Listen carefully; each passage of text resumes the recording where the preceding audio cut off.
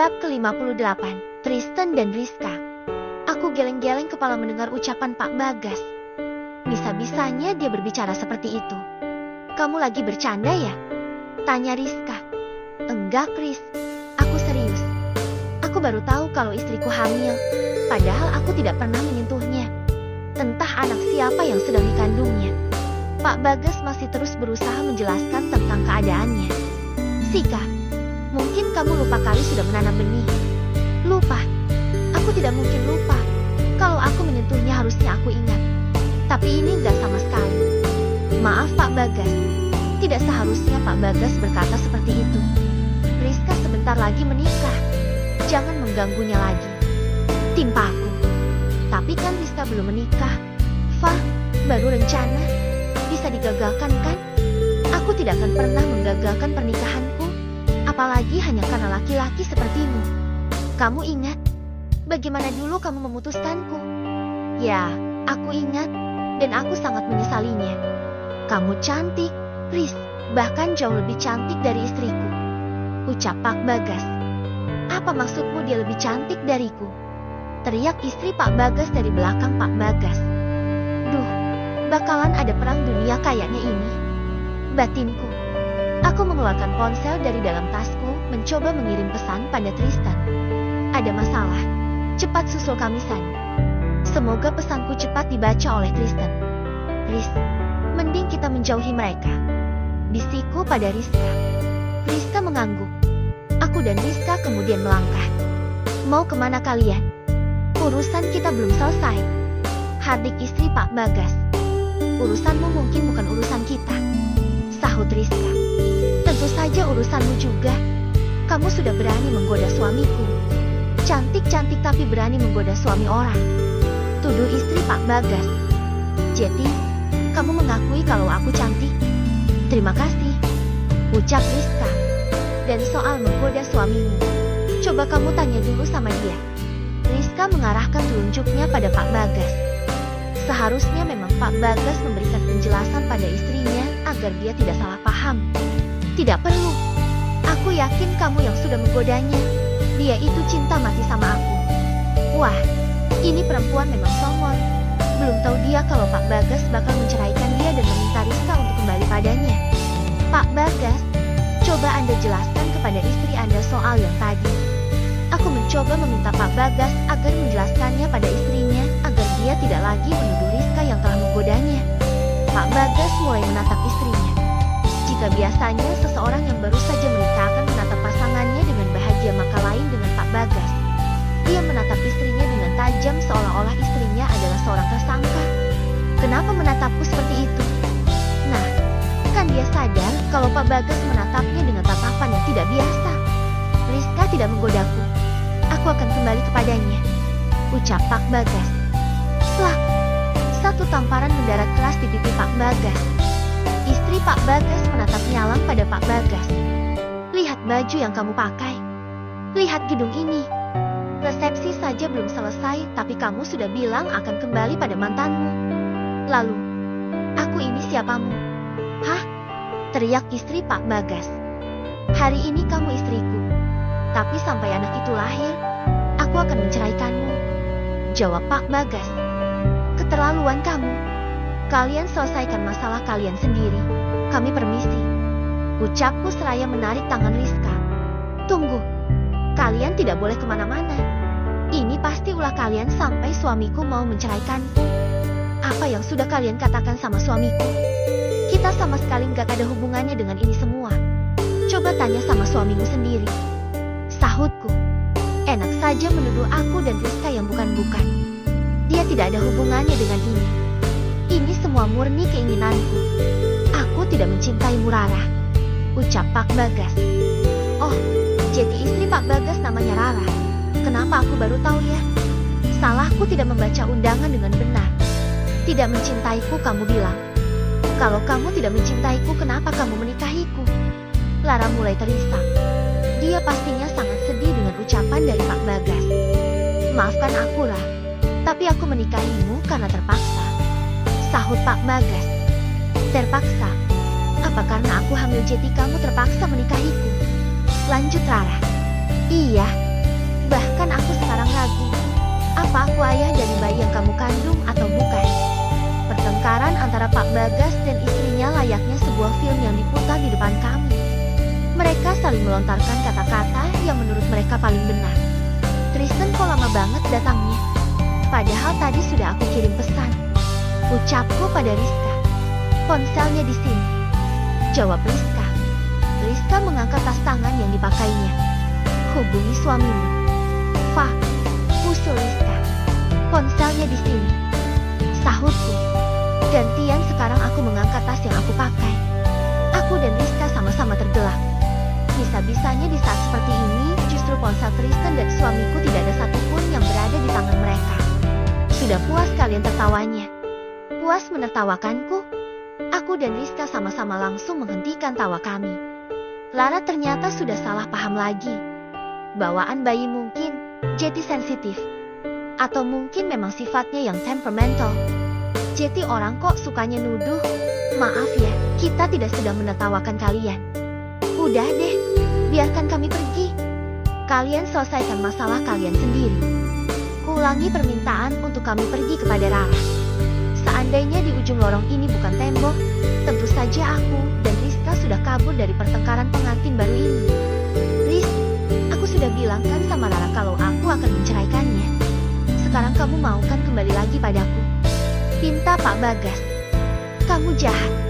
Kamu gak pikirkan perasaanku. Aku sedang mengandung anak kamu. Tapi kamu justru seperti ini. Pekik Rara. Ah, aku jadi kasihan sama Rara. Walaupun dia seperti itu. Tapi tidak sepantasnya Pak Bagas meminta kembali pada Rizka di depan Rara lagi. Aku sudah bilang, aku ragu itu anakku atau bukan. Aku tidak merasa menyentuhmu. Belah Pak Bagas. Mana mungkin kamu mengingatnya kalau waktu itu kamu sedang mabuk? Tapi, itu hanya sekali. Setelah itu, aku sama sekali tidak menyentuhmu. Jangankan melakukan hal itu. Mencium saja tidak pernah aku lakukan. Papar Pak Bagas. Rara semakin terisak. Bahunya bergetar. Rasanya pasti sakit diperlukan seperti itu oleh suaminya sendiri. Ada apa ini? Tanya seorang ibu yang baru datang. Dia memakai kebaya putih sama dengan warna yang dipakai oleh kedua mempelai.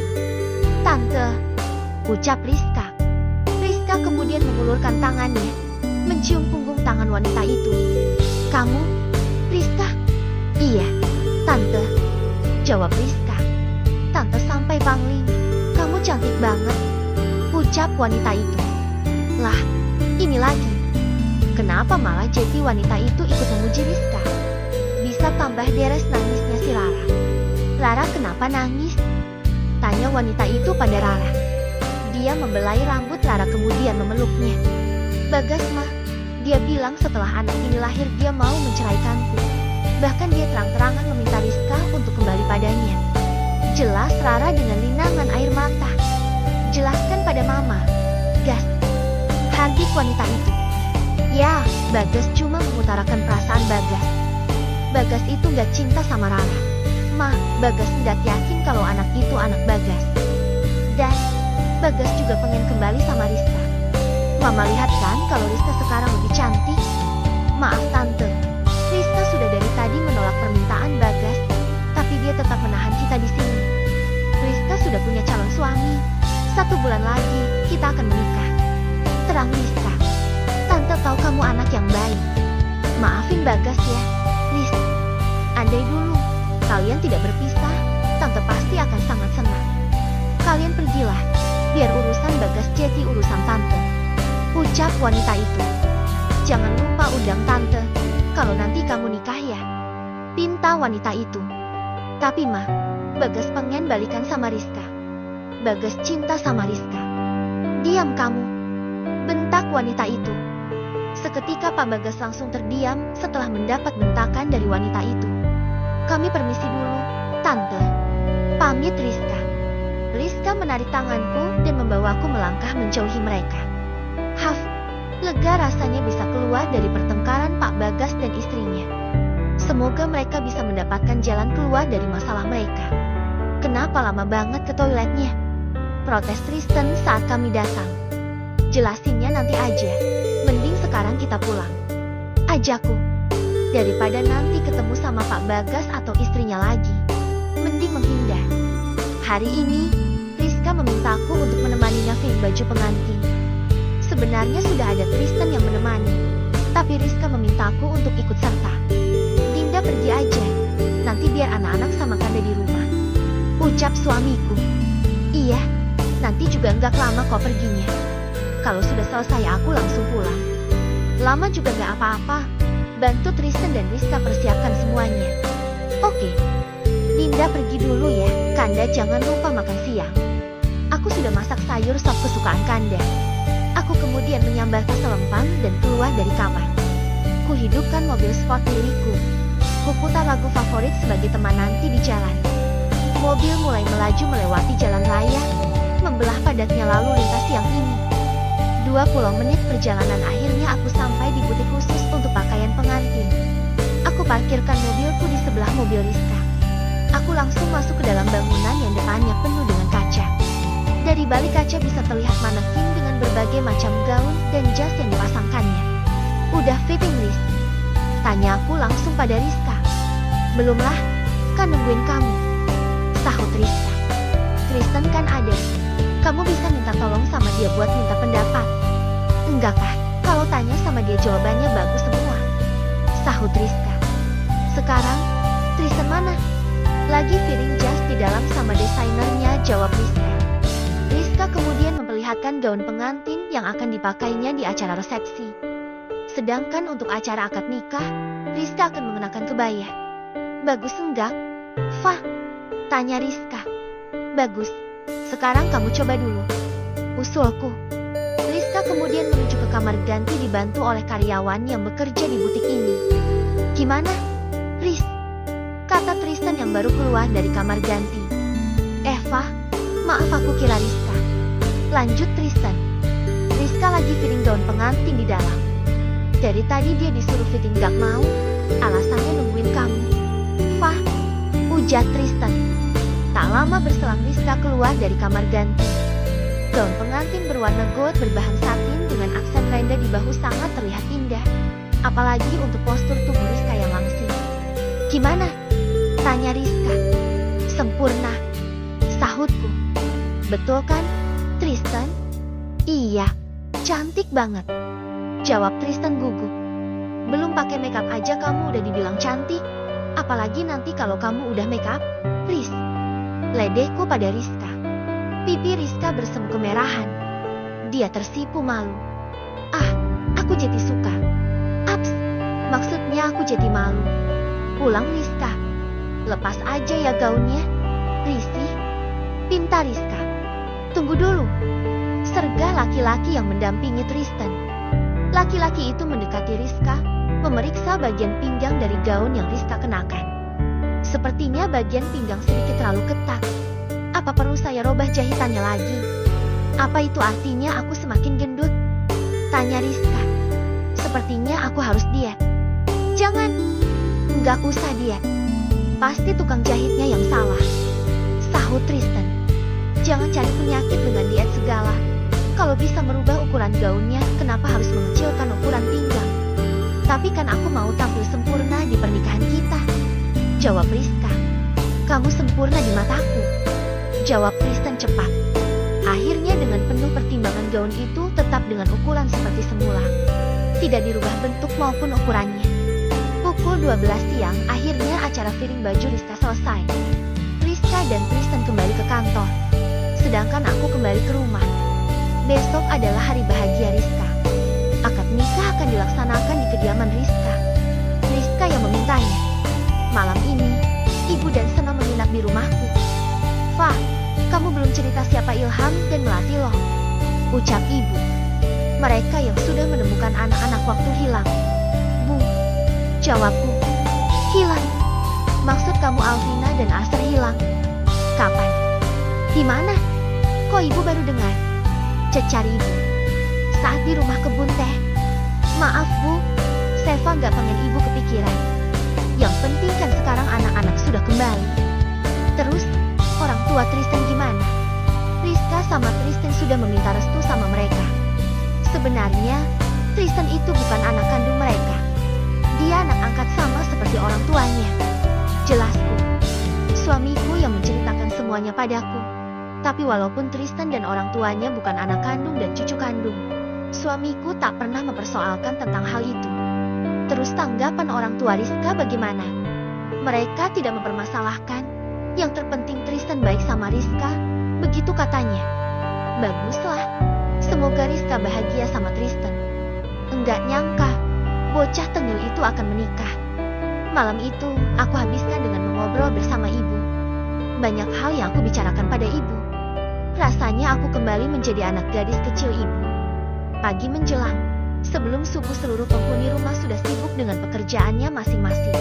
Lepas itu dilanjutkan dengan sholat subuh berjamaah. Aku kemudian menyibukkan diri dengan mengurus anak-anak. Bi, Tristan mana? Tanyaku pada Bilati. Masih di musola nyonya, jawab Bibi. Kalau sekarang masih di musola berarti sudah hampir 30 menit semenjak sholat subuh berjamaah. Aku kemudian menyusulnya, karena sudah waktunya dia untuk bersiap. Begitu sampai di musola justru aku melihat Tristan sedang menangis di hadapan suamiku. Kakek orang terbaik dalam hidup Tristan.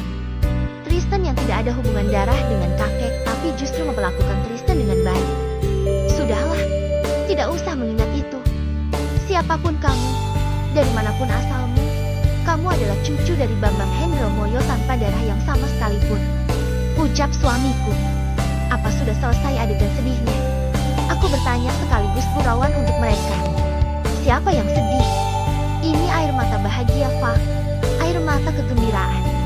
Elak Tristan. Iya, yang mau jadi pengantin pasti bahagia. Siap-siap sana. Sebentar lagi kita berangkat. Tristan kemudian beranjak dan meninggalkan musola. Kini hanya tinggal aku dan suamiku. Kanda juga. Ayo siap-siap. Siap Nyonya Hendromoyo, jawab suamiku. Aku kemudian memakaikan baju untuk Alvina dan Melati. Baju seragam yang dibuat khusus untuk acara pernikahan Tristan dan Rizka. Tepat pukul 7 semua sudah bersiap. Orang rumah juga tak ketinggalan memakai seragam batik khusus untuk mereka. Om Titan keren, ucap Arthur saat melihat Tristan memakai setelan baju beskap lengkap dengan belangkonnya. Untung saja tadi Pak Agus membantu Tristan memakai baju itu. Kalau tidak, mungkin Tristan akan kesulitan memakainya. Kita berdoa dulu sebelum berangkat, usul Pak De Parmin.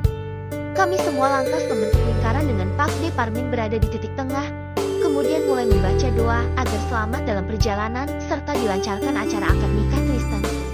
Sesampainya di rumah Rizka, aku langsung menuju ke kamar.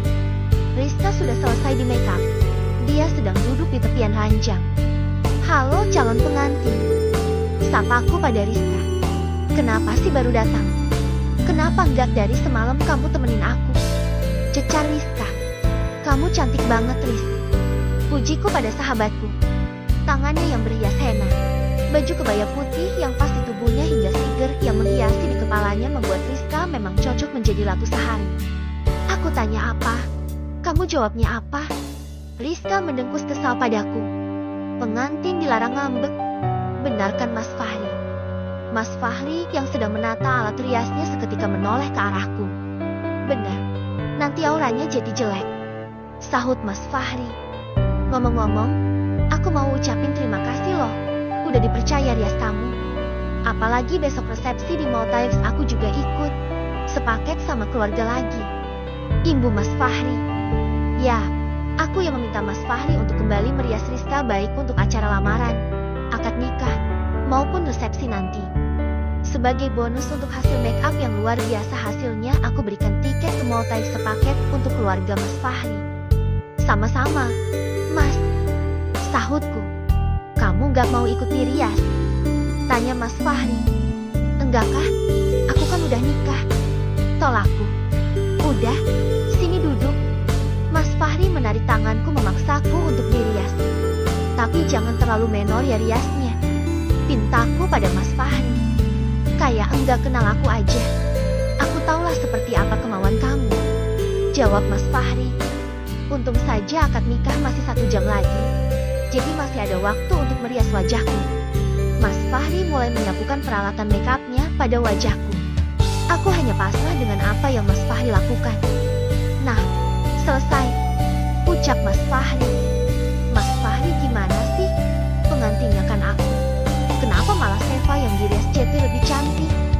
protes Rizka. Enggak, Chris. Kamu tetap yang tercantik. Bercanda. Fa, aku seneng malah. Rizka menjawab seraya merangkulku. Riz, siap-siap. Akad nikah akan dimulai. Nanti kamu keluar setelah hijab kamu selesai ya. Ucap kerabat Rizka. Aku kemudian mengajak Rizka untuk duduk, menunggu Tristan mengucapkan ijab. Saya terima nikah dan kawinnya Aulia Rizka Dewi binti Dede Sutikno dengan mas kawin seperangkat alat sholat serta uang senilai Rp23.012.022 dibayar tunai. Bagaimana para saksi? Sah. Alhamdulillah. Aku memeluk Rizka erat. Akhirnya sahabatku kini sudah sah menjadi istri dari Tristan. Selamat, Tris. Ucapku tercekat. Aku kemudian membawa Rizka untuk keluar menuju ke arah suaminya. Betapa serasinya Rizka dan Tristan ketika bersanding. Semoga kamu bahagia, Riz. Doa terbaik untukmu, sahabatku. Dat. Ponsel di atas nakas terus bergetar.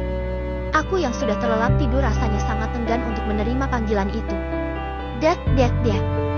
Siapa sih yang menelpon tengah malam begini? Ganggu orang tidur aja. Gerutuku. Mau tak mau, aku menerima panggilan itu. Ternyata Rizka yang menghubungiku. Bukankah ini malam pertama Rizka? Kenapa malah dia menelponku? Apa ada yang penting? Segera kuusap logo telepon berwarna hijau. Halo, assalamualaikum. Waalaikumsalam. Fah, tolongin aku. Mendengar Rizka meminta tolong, aku segera merubah posisiku menjadi duduk. Ada apa? Apa terjadi sesuatu? Aku mulai panik dengan keadaan Rizka. Tak biasanya dia meminta tolong tengah malam begini. Aku takut. Fah, mana Tristan? Biar aku ngomong sama dia. Tristan di kamar mandi. Terus, kamu takut kenapa? Aku takut malam pertama. Katanya sakit. Ya ampun, Rizka. Aku kira ada keadaan gawat apa. Ternyata dia cuma takut sama malam pertama. Hadapi dengan senyuman, Riz. Selamat menikmati. Tunggu. Sambungan langsung aku putus. Begitu pula dengan ponselku. Aku matikan dayanya dan kusimpan lagi di atas nakas. Seminggu berselang. Saat ini kami semua tengah di dalam pesawat menuju ke Maldives. Mungkin ada sekitar 50 orang yang ikut. Sementara di Maldives teman-teman Tristan yang dari Australia sudah terlebih dahulu sampai. Termasuk Mbak Nisa. Mbak Nisa juga yang akan menjemput kami di bandara nantinya. Setelah melakukan perjalanan yang cukup memakan waktu, akhirnya kami sampai juga di Bandara Velana. Ayah, sapa Mbak Nisa saat menjemput kami. Ayah dan anak itu kemudian saling berpelukan, melepas rindu yang tertahan. Mbak Nisa kemudian berganti memelukku. Pengantin barunya mana? Tanya Mbak Nisa. Tak lama berselang Tristan dan Rizka muncul ke arah kami. Cie, pengantin baru. Selamat ya. Ucap Mbak Nisa pada Tristan dan Rizka. Makasih, Tante. Sahut Tristan. Tristan dan suamiku lantas berjalan mendahului kami. Gimana rasanya jadi pengantin baru? Tanya Mbak Nisa pada Rizka. Aku tersenyum dengan pertanyaan Mbak Nisa. Andaikan Mbak Nisa tahu kalau Rizka masih belum buka segel, mungkin dia akan menertawakan Rizka. Rizka dan Tristan masih belum melakukan hal yang seharusnya suami istri lakukan. Aku masih segelan. Mbak, jawab Rizka lirih. Mbak Nisa langsung tertawa dengan jawaban dari Rizka. Kenapa masih segelan? Tanya Mbak Nisa. Ketabrak palang merah. Sahut Rizka. Oh iya, Fah, aku kesini sama Andi. Tadi dia di belakangku. Kamu belum kenalan kan sama Andi? Belum, Mbak. Jawabku gugup. Nah, itu dia Andi. Mbak Nisa menunjuk pada laki-laki yang berdiri di seberangnya. Andi, sini, teriak Mbak Nisa. Wow, akhirnya ketemu juga kamu sama Andi. Fah, selamat bernostalgia, ucap Rizka lirih. Aku mendelik ke arah Rizka. Tega banget dia, meledekku sekarang. Laki-laki itu kini mendekat ke arah kami. Dia kemudian menyapaku.